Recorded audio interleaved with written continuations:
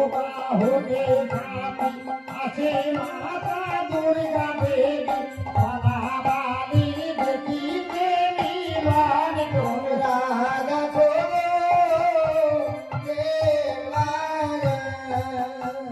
এই বাড়ি চাপা হতে থাকি আসে মাতা লক্ষ্মী দেবী বালাবালি দেখিতে মিলন তোমরা দেখো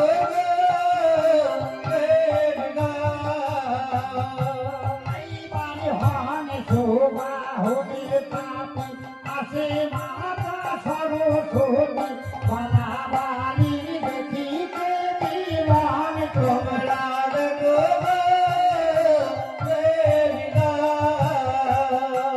এইবার ধীর করিবা হবে কাপি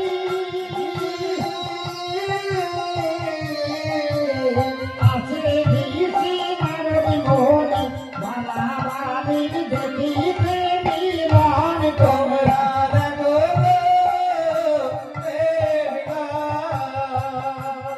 আজ স্বর্গের দেবদেবীরা সবাই বেহুলার মিলন দেখতে এসেছেন। শুধু দেবদেবী নয়, বেহুলার অষ্টসখী আত্মীয় স্বজন জ্ঞাতি বন্ধু যারা ছিল সবাই আজ বেহুলার বিয়েতে এসেছে। তাই বেহুলার অষ্টসখীর ভিতরে এক সখী বলছে রে বেহুলা, তোর পতিটা দারুণ হয়েছে রে বেহুলা। তাই কই বলেছে এইবার এক যুবতী এসে বলেছে বলিতে ভালো তোমরা দেখো বেহুলা। এই এক যুবতী এসে বলেছে বলিতে ভালো তোমরা দেখো বেহুলা। আরে বাংলাপতি জানাই আমার ছেলে গেলে বলে তোমরা দেখো বেহুলা। আরে আমি যাইবো কাছে বসে বাংলা যাইবো পিছে তোমরা দেখো বেহুলা। এইবার আমার হলো হাতে জলে বাংলা দিতে পারে তোমরা দেখো বেহুলা। আরে আমার হলো হাতে জলে বাংলা দিতে পারে তোমরা দেখো বেহুলা। এইবার পাড়া লোকে দিলকে ছেড়ে দিবে মরে তোমরা দেখো বেহুলা। আরে পাড়া লোকে বলে দিলকে ছেড়ে দিবে মরে তোমরা দেখো বেহুলা। আরে এইরকম প্রতিহিংসা করো কিনা বলে তোমরা দেখো বেহুলা। আরে প্রতিহিংসা করলে তাহলে লোকে বলে তোমরা দেখো বেহুলা। আরে প্রতিহিংসা করলে তাহলে লোকে বলে তোমরা দেখো বেহুলা। এবার ওই যুবতী এসে বলে সব কিছু ভালো তোমরা দেখো বেহুলা। আরে যে যুবতী জানাই আমার শরীরে যাবে বলে তোমরা দেখো বেহুলা। আরে যে যুবতী জানাই আমার শরীরে যাবে বলে তোমরা দেখো বেহুলা। এবার এইরকম প্রতিহিংসা করো কিনা বলে তোমরা দেখো বেহুলা। এবার প্রতিহিংসা করলে তাহলে লোকে বলে তোমরা দেখো বেহুলা। আরে প্রতিহিংসা করলে তাহলে লোকে বলে তোমরা দেখো বেহুলা।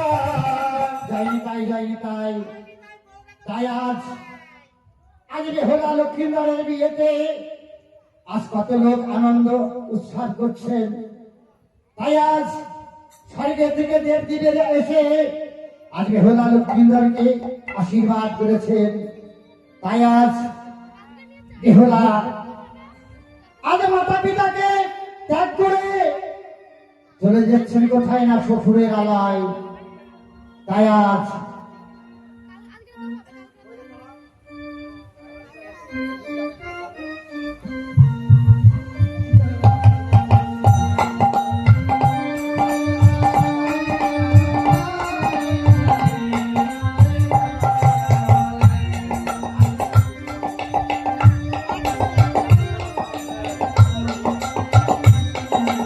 এসো বাবা, একবার ঘরে এসো। আয় রামা, তাই দেখো আসন্ন সৌদাগর আজ মনে মনে চিন্তা করছে। তাই তো আমি মানব হয়ে দেবীর সঙ্গে করেছি বাদ বিসম্বাদ। তাই সেই জানুয়ারি মনসাকালী আমার এক এক করে 6টি পুত্র নিধন করেছে। সৌকরি গাইমাল্লাগন কালী ধরে চলে বিসর্জন দিয়েছে। আমার মহাজ্ঞান মন্ত্র হরণ করেছে। রুদা ধনন্তরীকে বধ করেছে। আমি শেষ পুত্র লক্ষ্মীন্দরের বিয়ে দিয়েছি। আমি জানি না শেষ পুত্র লক্ষ্মীন্দর আমার বুকে থাকবে কিনা। কারণ আমি যে মানব হয়ে দেবীর সঙ্গে করেছি বাদ। না না, আমার নাম চন্দ্রকান্ত অধিকারী, আমি করেছি তাদের সৌদা, তাই শিবচূড়ামণি আমার নাম রেখেছে চন্দ্রকান্ত অধিকারী। এই চন্দ্রকান্ত অধিকারী ভাঙবে তবু মুস্কাবে না। আমরা দেখতে চাই আমার শেষ পুত্র লক্ষ্মীন্দরকে ওই চেঙ্গুড়ি বড় সাহায্যী কেমন করে নিধন করে। তাই আজ চন্দ্রকান্ত সওদাগর কি করেছেন, দেবশিল্পী বিশ্বকর্মাকে স্মরণ করে সাতারি পর্বতে লোহাময় বাসর তৈরি করবেন। আর এমনই ভাবে বাসর তৈরি করবেন, সেই বাসর হবে ছিদ্রবিহীন বাসর। সেই বাসরে একটা পিপিলিকা পর্যন্ত প্রবেশ করতে পারবে না। তাই আজ দেবশিল্পী বিশ্বকর্মা সাতারি পর্বতে আজ লোহাময় বাসর কেমন ভাবে তৈরি করছে। আর শেষ কবি ক্ষমানন্দ দাস এই পদখানি কেমন ভাবে রচনা করেছেন, তাই কবি বলেছেন, ও বাসর বাসর বাঁধিল রে, ওরে বিশ্বকর্মা লোহার বাসর বাঁধিল রে।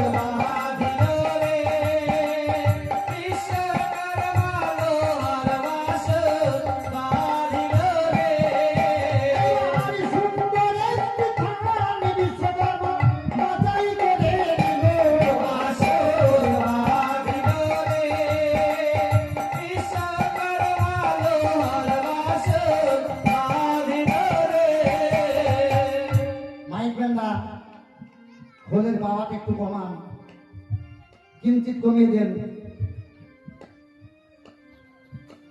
তাই আজ দেবশিল্পী বিশ্বকর্মা আজ কেমন ভাবে সাতারি পর্বতে লোহাময় বাসন তৈরি করবার জন্য সুন্দর একটি স্থান বাছাই করে দিয়েছেন। রাজামশাই বলেছে, বিশ্বকর্মা আমার বাসরের পরিমাপ হবে ৮, ৫, ১৩ বন্ধন। এক বন্ধন বেশি হলে ক্ষতিময়, কম যেন না হয়। তাই আজ দেবশিল্পী বিশ্বকর্মা আজ সাতারি পর্বতে সুন্দর একটি জায়গা স্থান করে দিয়ে তাই কই বলছেন, এইবার ইয়াতি পাঁচ দেব বন্ধন মতন করিব বাসর বাঁধিল রে, বিশ্বকর্মা লোহার বাসর বাঁধিল রে। এইবার ইয়াতি পাঁচ দেব বন্ধন মতন করিব বাসর বাঁধিল রে, বিশ্বকর্মা লোহার বাসর বাঁধিল রে।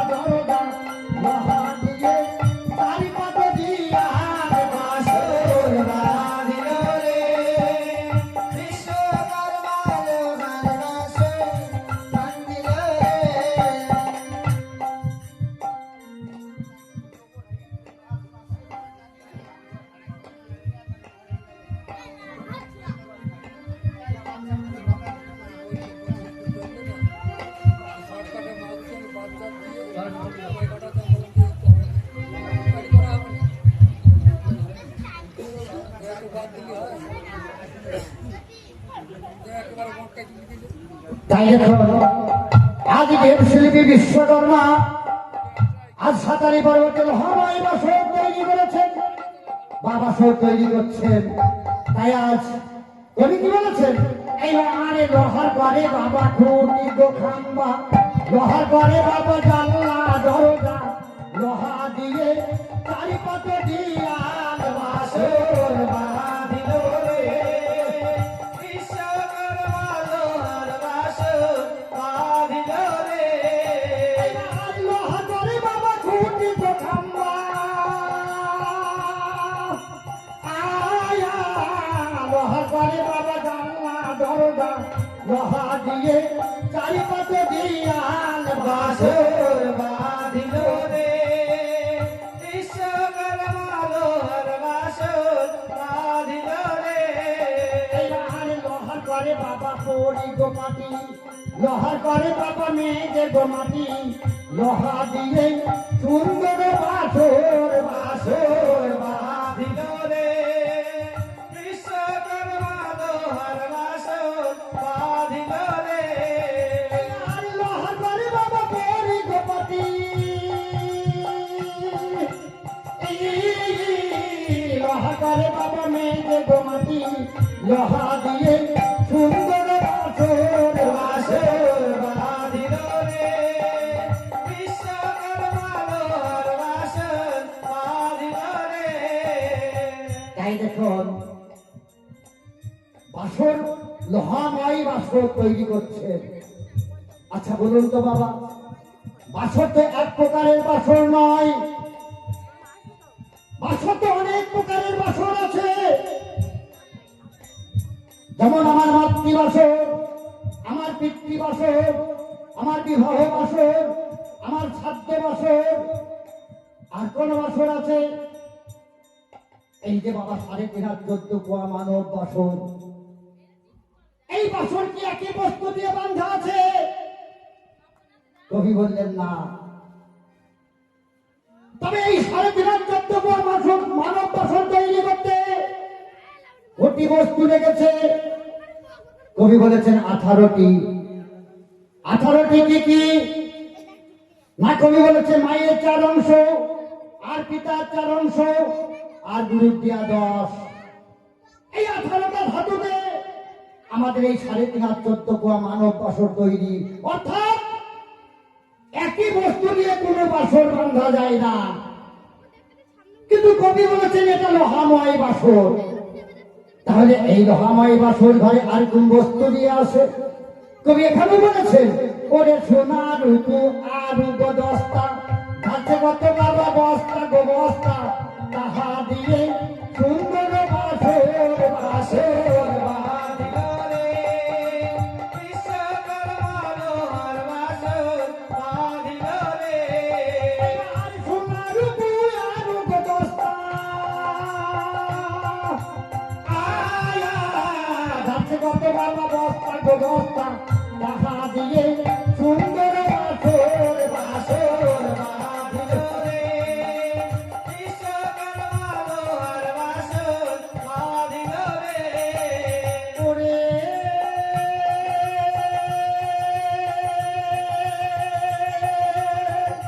এই আটকাত 13 বন্ধন বাসর নির্মাণ করে বাসর বাঁধিল রে। বিশ্বকর্মা লোহার বাসর বাঁধিল রে। হারিয়াতে 13 বন্ধন বাসর বাঁধিল বাসর বাঁধিল রে। বিশ্বকর্মা লোহার বাসর বাঁধিল রে। যাক, লোহাময় বাসর আমি তৈরি করেছি সত্য।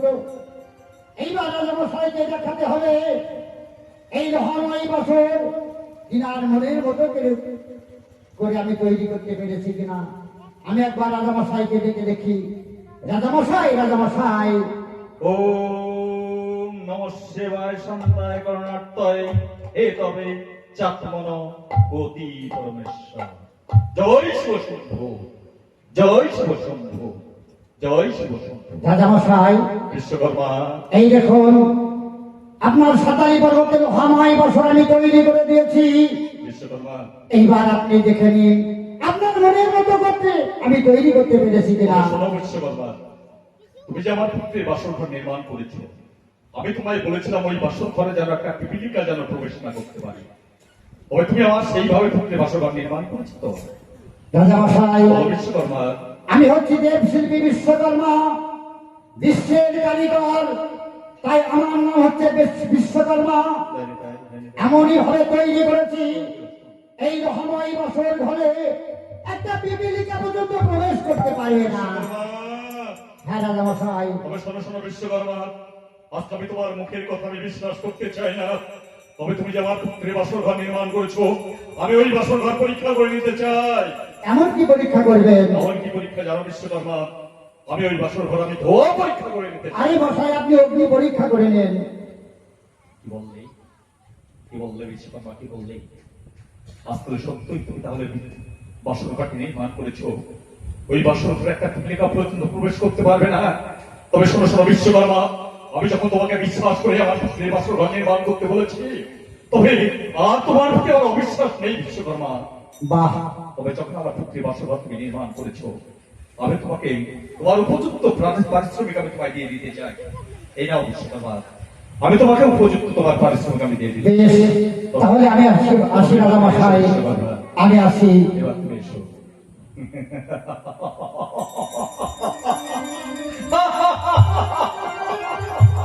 ওরে চাঙ্গুড়ি কালি, এবার আমি দেখতে চাই, এবার আমি দেখতে চাই আমার শেষ পুত্র লক্ষ্মীদারকে আমার কাছ থেকে কিভাবে কেড়ে নিতে পারি।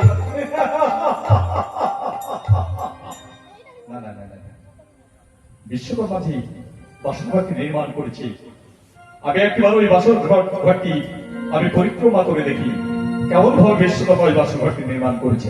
জয় শিব শম্ভু, জয় শিব শম্ভু, জয় শিব শম্ভু।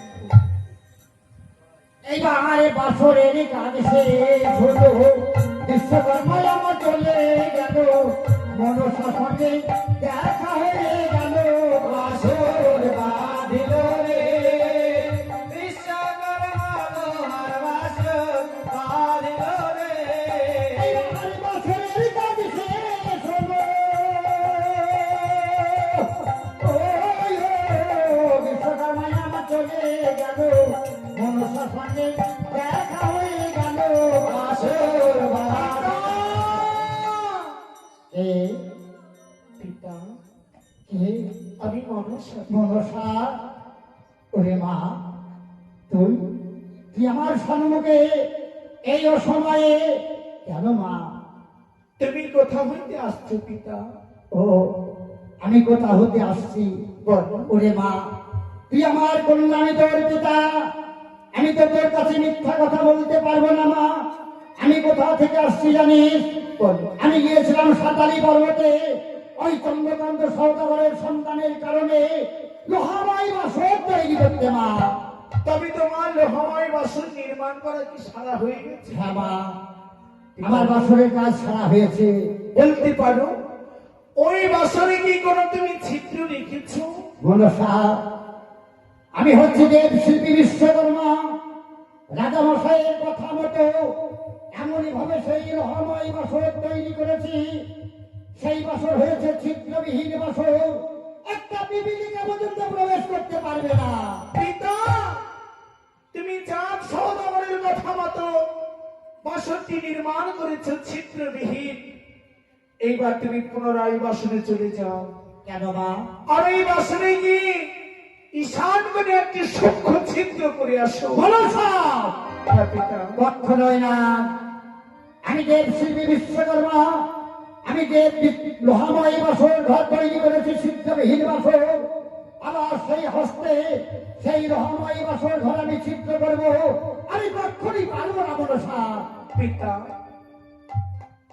তুমি তো সবই জানো পিতা, এই জগৎ সংসারে তুমি আমায় নির্মাণ করেছ। এই জগতের মুখে সকল দেবগণ পূজা পায়, আমার পূজা হয় না পিতা গো। আজ শুধুমাত্র তোমার এই ছোট্ট কর্মের জন্য জগৎ সংসারে আমি দেবী হতে পারবো পিতা। মনসা, হ্যাঁ পিতা। সবই আমি বুঝতে পেরেছি মা।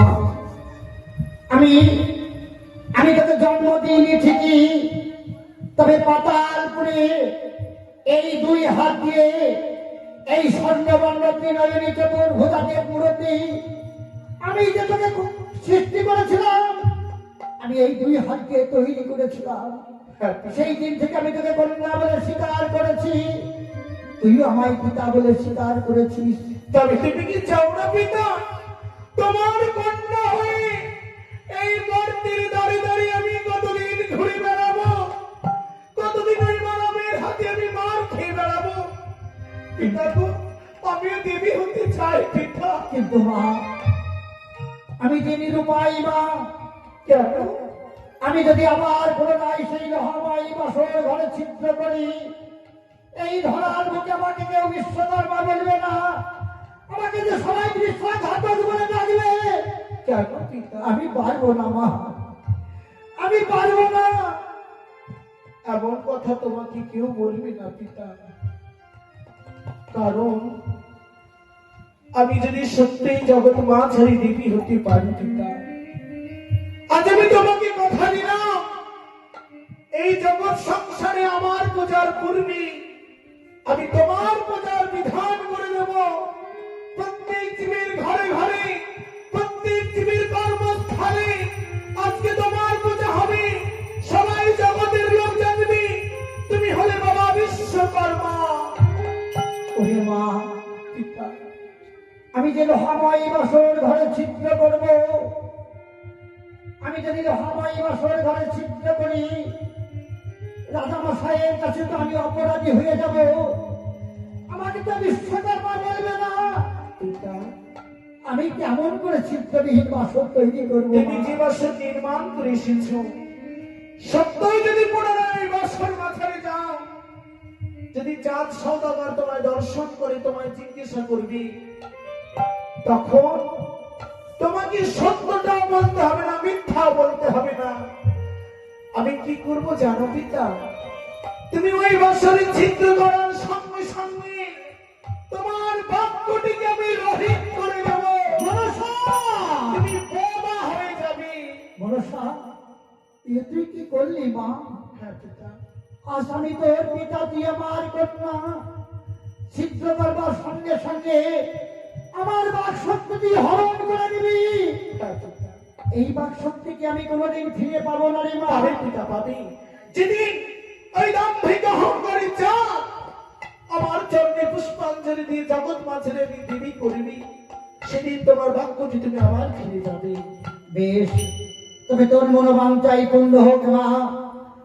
আজ যদি আমার ছিদ্র রাখার কারণে তুই যদি স্বর্গধামে সিংহাসন পাস, মর্তধামে প্রতি ঘরে ঘরে তোর নামে পূজা হয়, স্বর্গ মর্ত পাতাল এই লোকে তুই যদি দেবী রূপে ঘটনা হোস, আগে হবে আমার পূজা, তারপরে হবে তোর পূজা। পিতা, তবে মা, পিতার পূজা আগে না হলে তো কন্যার পূজা হতে পারে না। তবে তাই যদি হয়, শোন মা, আমি বছরের স্নান করে ছিদ্র করবো, আর সেই ছিদ্র বন্ধ রাখবো, পানের গোটা চুলের গোটা হরতাল দিয়ে তোর বিষের অহংকার ছাড়বি, পানের গোটা চুলের গোটা পুড়ে ভস্ম হয়ে যাবে, আর সেই ছিদ্র দিয়ে তোর নাক গান প্রবেশ করতে পারবে। তাই হবে পিতা। তাহলে তোর কথাও রাখা হবে, চাঁদের কথাও রাখা হবে। হ্যাঁ পিতা, আমি আসি মা, তুমি গমন করো পিতা। আমি আসি। এই তো সেই সাঁতালি